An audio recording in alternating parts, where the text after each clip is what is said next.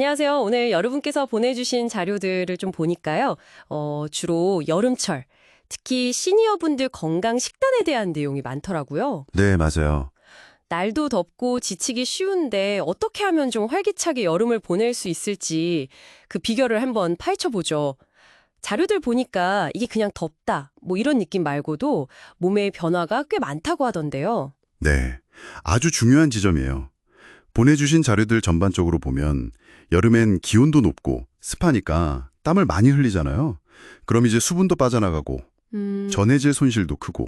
전해질이요? 네, 그리고 뭐 소화 기능이나 면역력까지 떨어질 수 있다 이렇게 경고하고 있거든요. 그렇군요. 그래서 오늘 이 자료들 통해서 여름철 식단 관리가 왜 중요하고 또 구체적으로 뭘 좀 신경 써야 하는지 실질적인 정보 위주로 한번 짚어보겠습니다. 좋습니다. 그럼 뭐니 해도 가장 기본, 수분 보충부터 시작해볼까요? 근데 자료에서 그냥 물만 마시는 걸로는 좀 부족할 수 있다. 이런 얘기가 있었어요. 왜 그런 거죠? 네, 그게 정말 중요한 포인트인데요. 땀을 흘릴 때 그냥 물만 나가는 게 아니거든요. 아, 그런가요? 네, 나트륨, 칼륨 같은 전해질이라고 하죠. 우리 몸 수분 균형 맞추고 신경, 근육 기능 조절하는 그런 필수 미네랄들이 같이 빠져나가요. 아하, 그래서 물만으로는 안 되는 거군요. 그렇죠.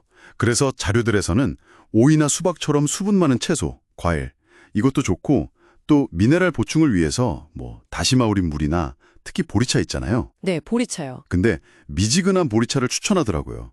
이게 전해질 보충에 의외로 효과가 좋다는 연구 결과도 인용된 자료가 있었어요. 오, 미지근한 보리차요. 그냥 찬물 벌컥벌컥 마시는 것보다 그게 더 낫군요. 하긴 너무 차가운 건 또 속이 좀 놀랄 수도 있겠네요. 네, 맞아요. 위에 부담이 될 수 있죠. 그럼 기력 보충, 이건 어떻게 해야 할까요? 식사 말이에요. 단백질 이야기도 있었던 것 같은데. 맞습니다. 기운 차리려면 단백질이 필수죠. 근데 여름에는 소화 기능이 좀 떨어지기 쉬우니까 이게 소화가 잘 되는 형태로 먹는 게 중요해요. 아, 소화. 네. 그래서 자료들에서 공통적으로 추천하는 게 닭가슴살이나 두부, 생선 같은 거요. 네네. 그리고 조리법도 중요한데 기름진 튀김 이런 것보다는 찜, 구이, 삶는 방식 좀 담백하게요. 그래야 위에 부담이 덜 간다고 강조합니다. 찜이나 구이 좋긴 한데 사실 매번 그렇게 해 드시기가 어르신들은 좀 번거로우실 수도 있잖아요. 혹시 자료에 좀 더 간편하게 단백질 챙길 만한 팁 같은 건 없었나요? 그거 진짜 일리 있는 지적이세요. 그래서 자료들에서도 대안을 제시하는데요. 예를 들면 콩국수나 초계탕 같은 거요. 콩국수 여름 별미죠? 네. 시원하면서도 단백질 보충이 되니까요. 그리고 입맛 정말 없을 때는 뭐 삶은 계란 하나라든지 두유 한 잔. 이렇게 간편하게라도 단백질을 꼭 챙기라고 조언하고 있어요. 그렇군요. 콩국수가 영양학적으로도 꽤 괜찮은 선택이었네요. 그리고 자료들에서 비타민, 무기질, 또 유산균 이런 얘기도 있었어요. 특히 여름철에 장 건강, 이걸 왜 더 신경 써야 하는 걸까요?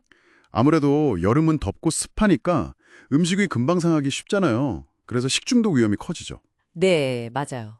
게다가 더위 때문에 받는 스트레스가 장 기능 자체를 좀 떨어뜨릴 수도 있거든요. 그래서 자료들에서는 일단 신선한 제철 재료 쓰고 만들면 바로 먹는 거 이런 기본적인 위생 수칙은 물론이고요.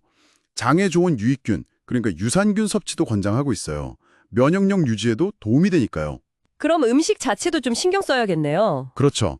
너무 차갑거나 아니면 너무 맵고 짠 자극적인 음식 이런 건 장에 부담을 주니까 피하는 게 좋고요.